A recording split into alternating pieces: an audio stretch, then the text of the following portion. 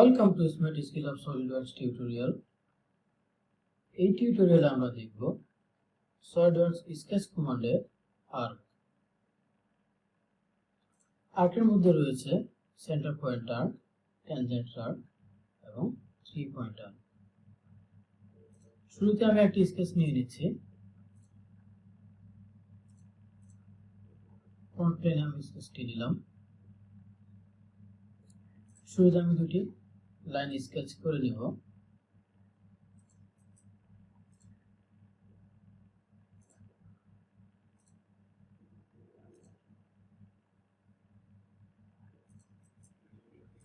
Okay. Now select arc.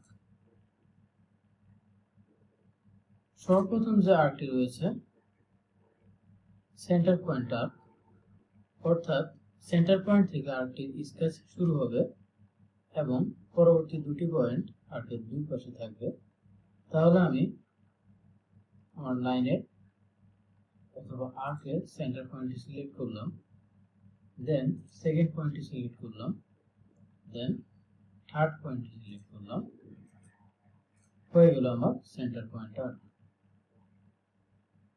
তার মানে centre point থেকে আমি আর্কটিকে দুই দিকে স্কেচ করলাম। সেকেন্ড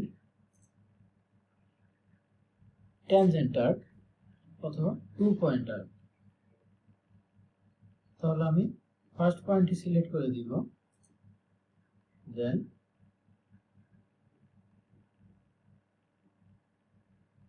সেকেন্ড পয়েন্টটি। তাহলে ডিফারেন্স হচ্ছে সেন্টার পয়েন্ট আর্কে শুরুতে আমাকে সেন্টার পয়েন্টটি নিতে হবে এবং অপর দুই পাশে আর্কের দুটি পয়েন্ট নিতে হবে। ট্যানজেন্ট আর্কে শুরুতে আমি প্রথম পয়েন্টটি নিলাম এবং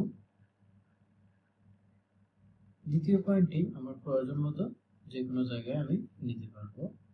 সাপোজ আমি এখানে নিলাম।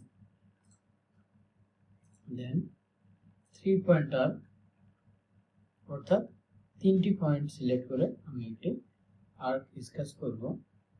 Suppose this is first point, this is second point and third point দিয়ে আমি আর্কের রেডিয়াস কম বেশি করতে পারবো।